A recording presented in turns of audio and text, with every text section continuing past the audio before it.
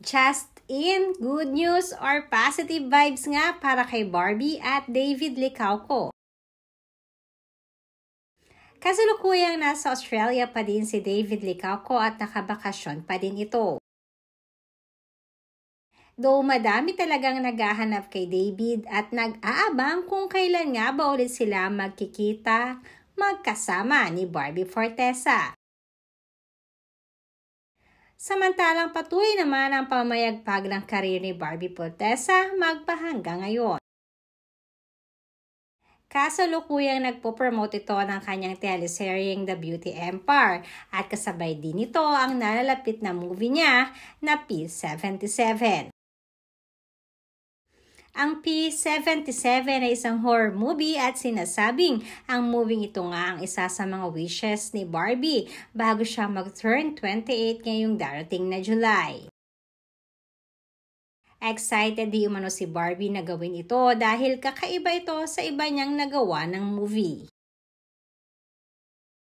Nag-sign na nga officially ang Warner Brothers Philippines para sa partnership with GMA Pictures para mag-distribute ng first ever solo commercial film at favorite genre ng alternative narrative horror that will be shown in cinemas.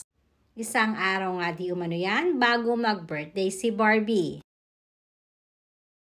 Ayon na rin kay Barbie ay hindi siya makapaniwala at parang nananaginip lang siya.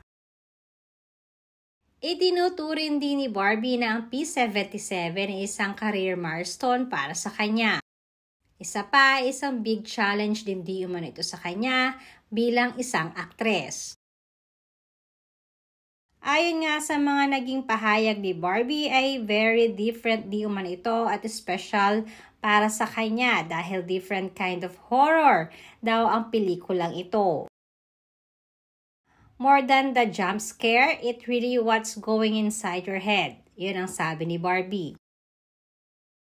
Samantalang maugong naman ang usap-usapan ngayon sa GMA7 na di umano ay makakapartner ni Barbie si David Licauco sa kanyang teleseryeng The Beauty Empire.